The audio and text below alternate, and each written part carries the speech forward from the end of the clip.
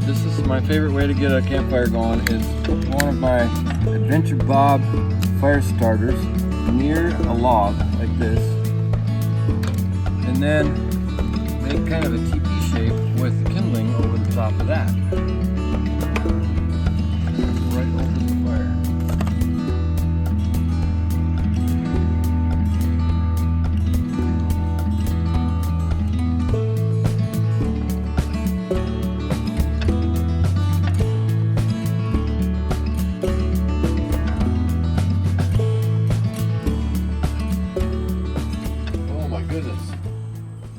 This has a 10-year shelf life. Scrambled egg mix. Wow. I used to write a blog for preppers. I took it down a couple of years ago because I got tired of saying the same stuff all the time. I mean, it doesn't matter if you're in the hurricane zone down in the south or the east, or in the north, the ice storm and snowstorm zone where you could have a power outage for days or weeks at a time. The preparation stuff's really just about the same, and it really amounts to getting past refrigeration, because when you have a power outage, the first thing you're going to do is eat the ice cream. It's the first thing that'll melt in your freezer, and then probably for the next few days you'll be eating out of your freezer as stuff thaws.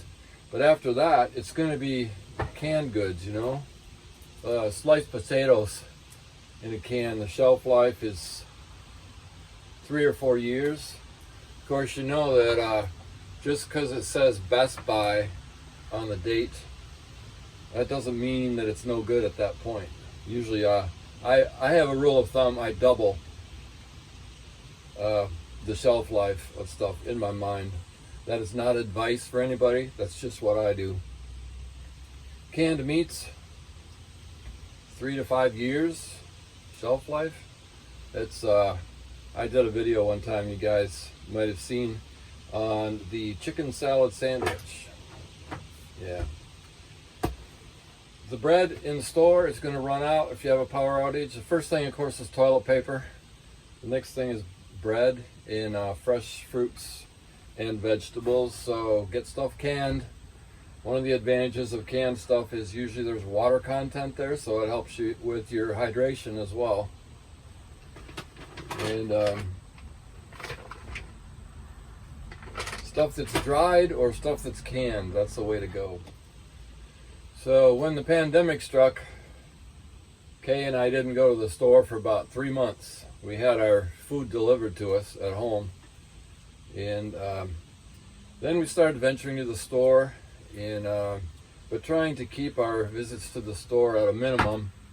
And so buying things in bulk, like 92 servings of scrambled eggs powdered. My prepper blog, when I had it, was not the apocalyptic end of the world type thing where I suggest you go buy an old school bus and bury it in a field and fill it with meals ready to eat, you know, or anything like that. It was more about a common sense approach to having a long-term power outage. I think the last story I had on that blog was a report of Puerto Rico after Hurricane Maria, where the entire power grid was taken down by that hurricane. And it took them almost a year. It took 11 months for them to rebuild the power grid in Puerto Rico. What would any of us do without electrical power for 11 months, you know? So the reason I'm talking about prepper stuff and stocking up on food and all of that is that boondockers, you know, campers who camp without hookups, have some of the same concerns that somebody without electricity for a long time at home might have. And of course, one of the concerns campers have is water, because Americans use so much water. You know, a lot of us shower every day. Totally unnecessary, but you know, you gotta have your hair just right and everything. How about this? Dude wipes. Do it the way the military does, or missionaries even.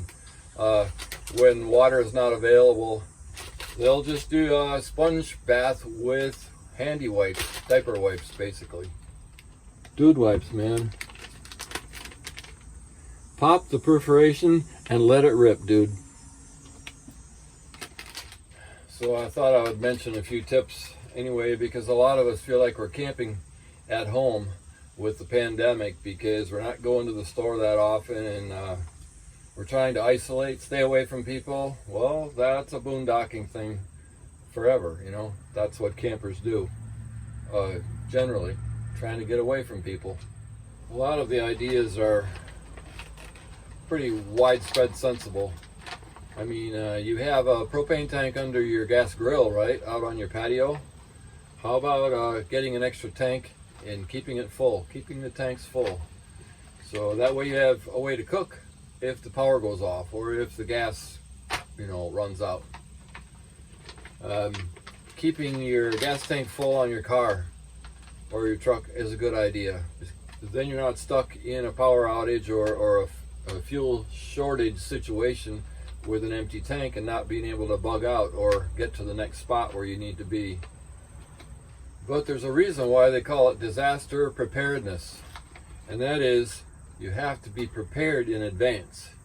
If you wait till a hurricane strikes or an ice storm and the power goes down, it might be too late for you to fill the gas tanks for your generator. When the pandemic struck and there was a shortage of toilet paper, I didn't worry about it. I did a quick inventory in our closet. We had at the time over 100 rolls of toilet paper. So yeah, it's all about being ready ahead of time. Another thing that I usually recommended on the blog was having cash on hand, because what if the cyber world crashes and you can't get access to your money that's in the bank and your credit card doesn't work? Then that's what happened in Puerto Rico after Hurricane Maria.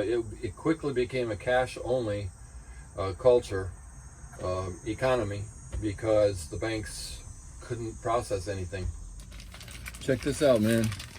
The equivalent of 4 pounds of bacon, already cooked, ready to eat. Shelf life 6 months or more before you open it. After that, refrigerate it. If you're not a meat lover, get your protein from peanut butter. A sealed jar of peanut butter will last 3 years or more.